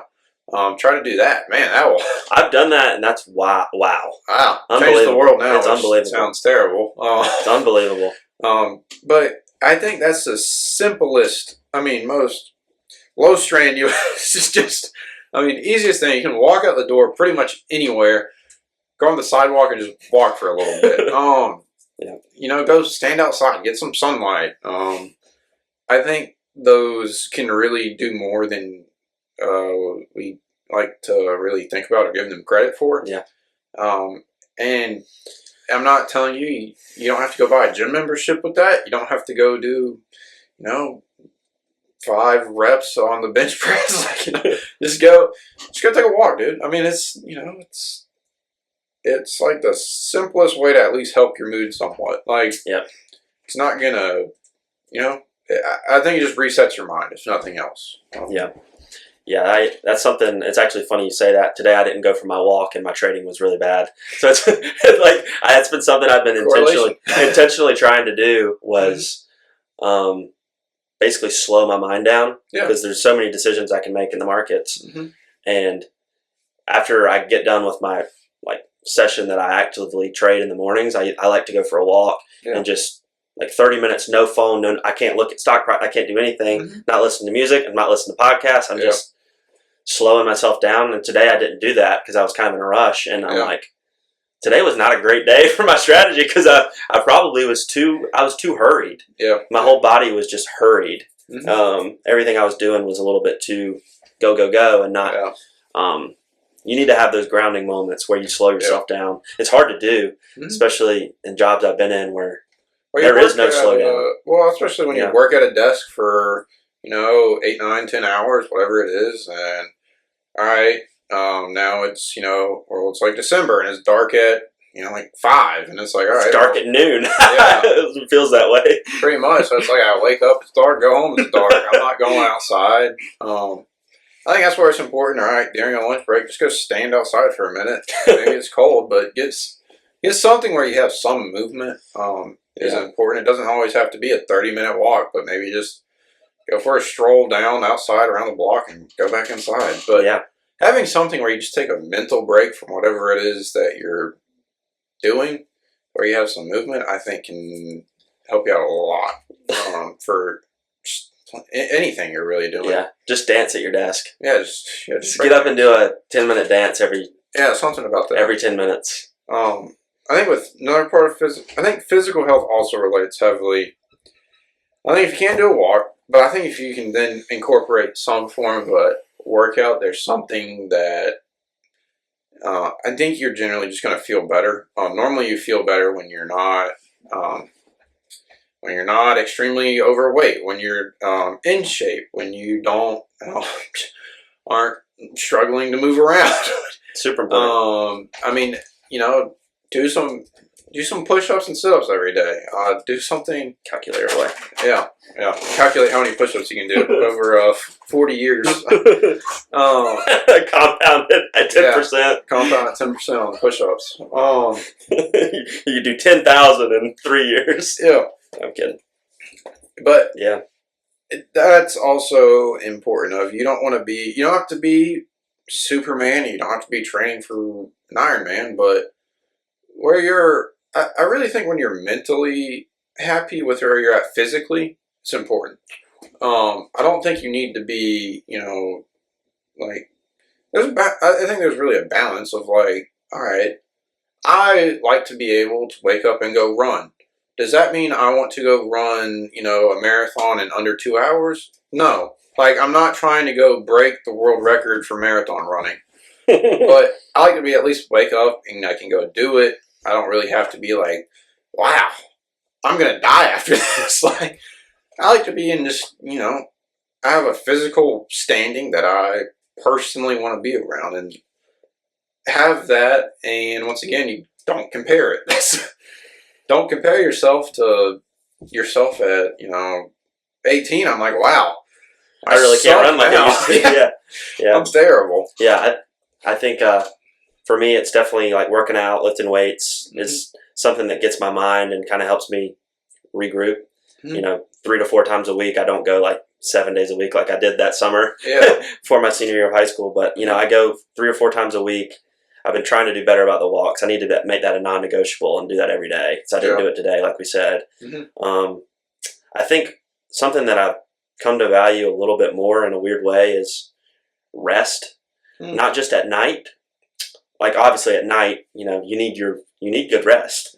But also having some just time to decompress where you're not in go mode. Whether that's on Sundays, whether that's on Saturday, have maybe not a full day, but at least have a time block where you're not, you're kind of just relaxing a little bit. There's a balance. You don't want to be lazy, but we're humans that have to reset our clocks. Like we don't having, like we talked about before we came on, we don't have an endless amount of energy that just is always there. Some days we just don't have it. So I think that goes with like willpower. Is what kind of getting at. Of that, you don't just have. No, it doesn't matter how driven you are. You cannot. You're eventually just not going to be able to will yourself to do. Like, it's just going to happen. So that's okay. That is really okay. You do not want to be burnt out. I think finding out when you're burnt out the first time's important. I imagine you've gotten there. I've gotten there personally. It's not a good place to be. It's really not. So having something where you can recharge and reset, sometimes you do have to force yourself I have to get through this next.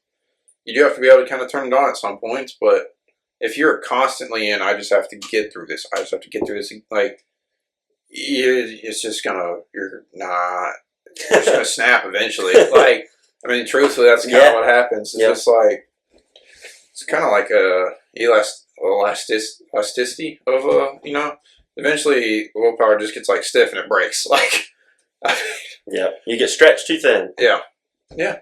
So that's a great point. Of not only is this like physical, but it's taking that time to recover. And finding balance, I think, is an important part, kind of what we're saying here. You got to find somewhere of where is work, where is life, where is maybe spiritual, where is all of this kind of fitting in.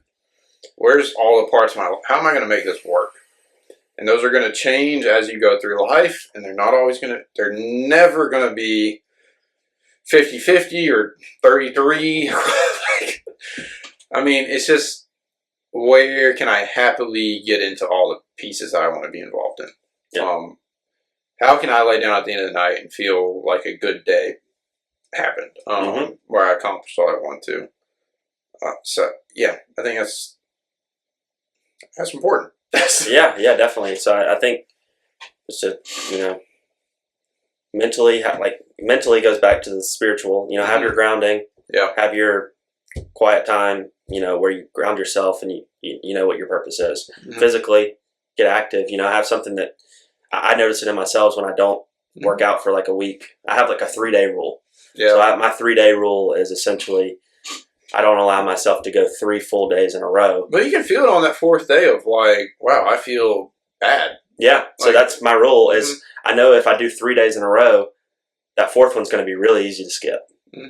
So I usually try not to let myself get to 3 because 3 turns into 30 sometimes. So having that mental, physical, stay active, go for those walks, slow your mind down, whatever way that is, whether that's meditation, prayer, find a way to, because I know how it is. I drink way too much coffee, so my brain's just rattled up. It's hard to slow it down sometimes. Emotionally, have your accountability, have your mentors, have your friends, have your community. Have people you can lean on. Have that. And all that's the most important stuff. This latter part of the conversation has been great because it's really, we've hit on that. That stuff that's can be intangibles. For real. The stuff that I really care about. I know we both do.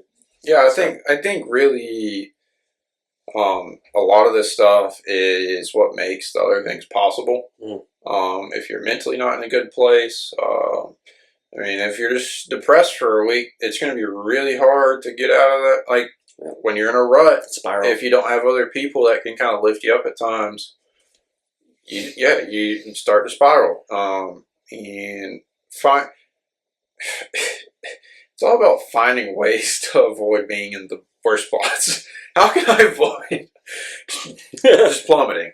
And that's having other people, having a grounding, having whatever is bigger than you, having places where you're active, having it is just merely how can I set it up so that I stay afloat and hopefully exceed. Hopefully you're going up. Yeah, you're gonna have your down days, but is the trend? Use a stock analogy. Are you in an uptrend? Like you're gonna have you're gonna have some days. I mean that's the thing, but keep getting up. That's the thing that I've wrote that in my spiritual journal and my personal journal is just get back up.